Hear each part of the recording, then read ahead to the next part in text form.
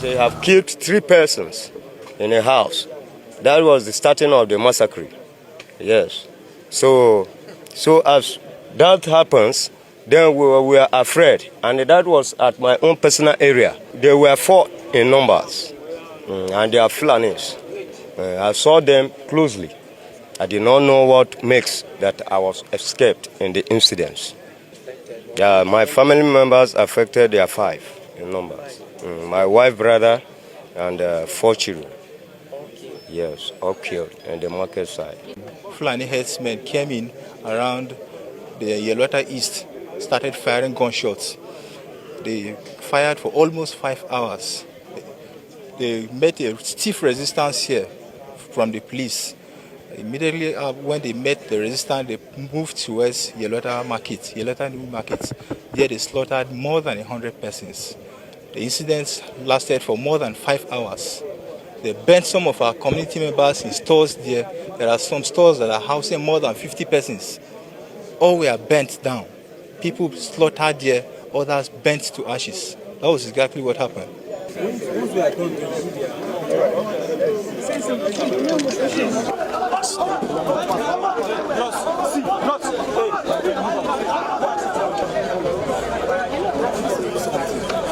See, when one incident happened, hundreds of incidents have been prevented that are not known to the public.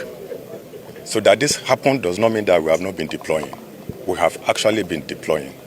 We've been working together with the military and with other security agencies to ensure that this reign of impunity of these criminal elements ends, and we are committed to this. This attack on the peaceful Yelewata community is one attack too many. It is not just an attack on the people of Benue State. It's an attack on the entire nation. And we are not going to accept it. The people of this community are not alone. We are with them. The entire Nigerian communities are with them. A day will come when these bandits will come to operate as they used to, and they will never return. That day is drawing nearer. I can assure you that we are committed to fight this battle and win this war. My appeal to the community is to cooperate with us. They know their environment more than anyone else. They should give us information. They know the strangers. They can recognize strange movements. They can see the signs that warns that there is an impending danger. They should please give information to us. And I want to assure them that any information given to our commanders on ground will be treated with utmost confidentiality. To come here and see the communities, to also commiserate with His Excellency, the Governor of Benue State, and the good people of Benue State. Like the IGP mentioned, this is one too many killings. We are tired of innocent souls being killed, and we're here to ensure that we address such. From now, I'll be going to see my commanders, and we have to change our strategy. We're going to look inward and see how we can address it. But like we mentioned, we cannot do it alone without the community, without the state. We need everybody to be part of it. We understand that even before now, we used to have, even within us, people that compromise and give information. Because going around, you see the way some of the burnings were made, they were targeted, and which means they had insiders.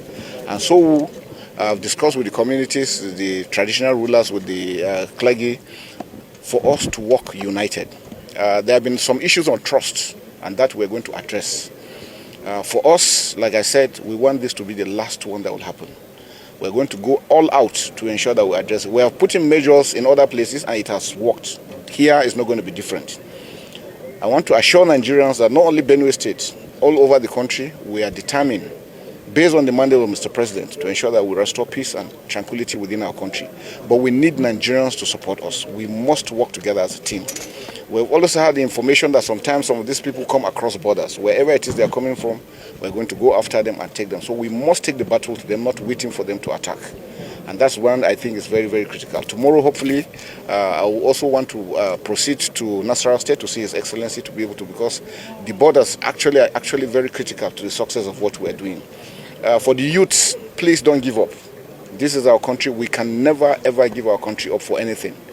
And this madness must stop and it will end. Once again, my heart goes out to this community of mine in the state and the entire local government and then the entire citizenry of the state. This is a killings uncalled for. Whatever thing it is, it's quite unfortunate that this kind of a carnage, this kind of killings, persists. The presence of the Chief of Staff, Chief of Defense Staff, and the IGP mean quite much to me, and definitely the people as well.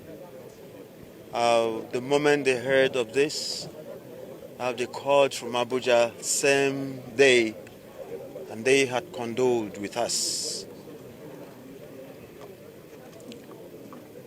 The president himself is quite touched.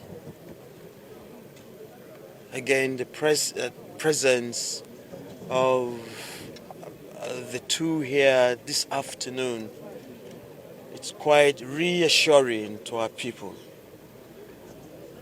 As the community elders and the traditional rulers were giving a positive nod for their very prompt response, I know we remain very hopeful that this kind of a devastating occurrence would not happen, not only within the local government but around the state. We've gained their own assurances of the support. Already, we now have an increased presence of different teams and squads. That is going to create a huge difference. They've been to the site, we've all been there, we've seen how inhuman it is. Each person is touched. It remains our prayer and resolve that this kind of a touchdown never happens any place.